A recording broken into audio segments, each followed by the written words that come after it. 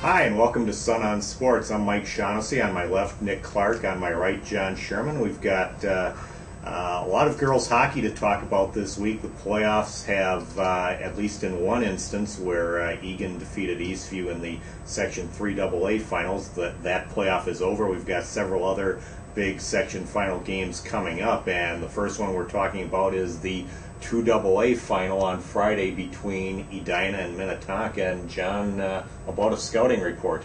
Well, first of all, Mike, the game will be played at 7 o'clock at Bloomington Ice Garden. So it's a neutral site for the Hornets and the Skippers. They're two of the top teams in the state. They're a couple of top 10 teams, and both teams have some high-powered offense. They've both got good goaltending. Kara Gull-Bronson for Edina, excellent goalie. She was one of the 10 finalists for Senior Goalie of the Year.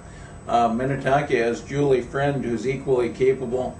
So it could come down to goaltending, but it also could come down to what happens up front for both teams. Edina has a couple of real scoring threats in Ellie Siddick and Sammy Reber, and Minnetonka scores from both the defense and the forward. They have Emily Meese leading the forwards, and they have Rachel Ramsey with her big slap shot leading the defensemen. So it should be a great contest. I look for a close game, fairly low scoring. Mark it up 3-2 either way, I think, is what I'm looking for right now. They would have played each other twice in the regular season? Yes. And both good battles, both close games, and I think we're going to see that again. It could come down to a late goal, could come down to overtime.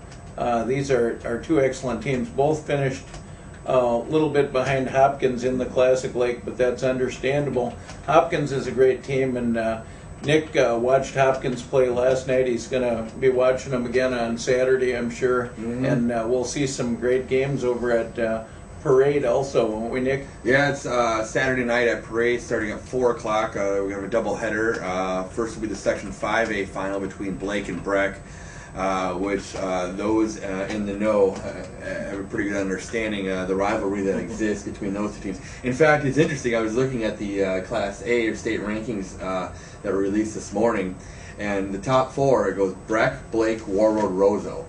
And it would be tough to find two bigger rivalries in the entire state of Minnesota than Blake, Breck, and Warroad, Roseau. So, and you know, coincidentally, both teams will match up in section finals this weekend.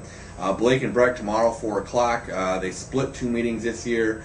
Blake won the early meeting 3-2, and then Breck beat the Bears 4-3 here just a couple weeks ago. It's also a rematch of last year's section final, which Breck won, and really, maybe for the time being, turned the tide in what was for a while there kind of a one-sided series in Blake's favor. Blake really had the better hand of it for a number of years.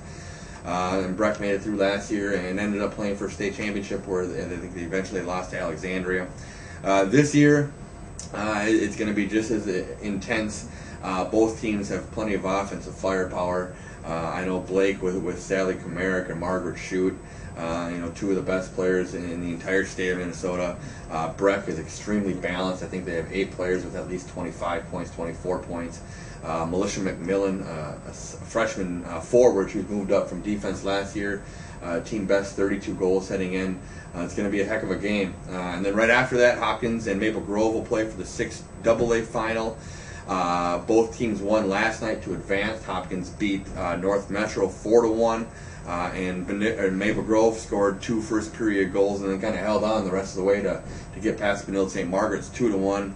I think Maple Grove's going to have a tough time keeping up with Hopkins in this game. Watching the Royals last night, they're not exactly overpowering in terms of how they attack from start to finish throughout the whole game. But they have some terrific playmakers who definitely know how to finish. Becky Cordham scored 2 more goals last night. Jenna Westerham, gift wrap, both of them, both came on the power play. Westerham had a 4-point night. She assisted on a goal by Ashley Dyke to open the scoring, and then scored a beautiful goal to make it 2-0 on a rush. She went down and picked the glove side corner. North Metro goaltender Kayla Croder, and that was North Metro had a better of the play up until then. Hopkins goes down, scores twice, bam bam, it's 2-0, and that's kind of how the Royals roll. They can score goals, they can score them in bunches. North Metro just beat Maple Grove a couple weeks ago, 3-1, And North Metro wasn't able to generate much in terms of goal scoring opportunities last night. I think Maple Grove's going to struggle to do that against Hopkins, and I think Hopkins would be in line for their first state tournament trip. And I think Edina and Minnetonka are both playing for their first trip to state tournament. We're going to see a lot of first-time entries, it looks like this. What we're looking at, Nick, I think the fun part of this is we're seeing that in all three sections we just talked about, 2AA with Minnetonka and Edina, Hopkins and Maple Grove, Blake and Breck. We're talking about the number 1 seed versus the number 2 seed in all three of these sections, and I think that's great to see the heavyweights advance and be battling it out for these state trips. And I'm especially interested in that Blake Breck game. I mean, what a rivalry! Yeah. Great players on both sides, great team play on both sides. Great coaching on both sides. Great and that's, coaching. you talk about 1 versus 2 seed. That's 1 versus 2 in the state rankings. Heck, they're flipped around the seeds. Blake was the number 1 seed with Breck number 2 in the Class A rankings. Breck's number 1, Blake is 2. This, in a lot of people's eyes, this is the Class A state championship game Saturday night. Wouldn't it be something to go up and take in that game at Roseau? The only problem is it would be a 12-hour drive to see an hour and a half of hockey, but what a great game that's going to be up there with the War Road Warriors and the Roseau Rams. I mean, those teams will go at it just like Blake and Breck are going to go at it down here. Yeah, I'd be interested to see if the emotions in the stands carried over like they do on the boys' side. I know when those two teams play those two games twice a year in boys hockey, it's an event more than it is a hockey game. This, with everything that's on the line, with the seasons that both Roseau and Roll Road have turned in, I imagine the crowd's going to be into it and be energetic. I can't envision anything different with the way those two towns go about their business hockey-wise. But I'd be curious to see, what the atmosphere is that night in that building. It's Texas-Oklahoma football. It's North Carolina-Duke basketball. It's the Red Sox and the Yankees. That's Roseau and War Road. That's a great analogy. Yeah, you got a lot of rights there.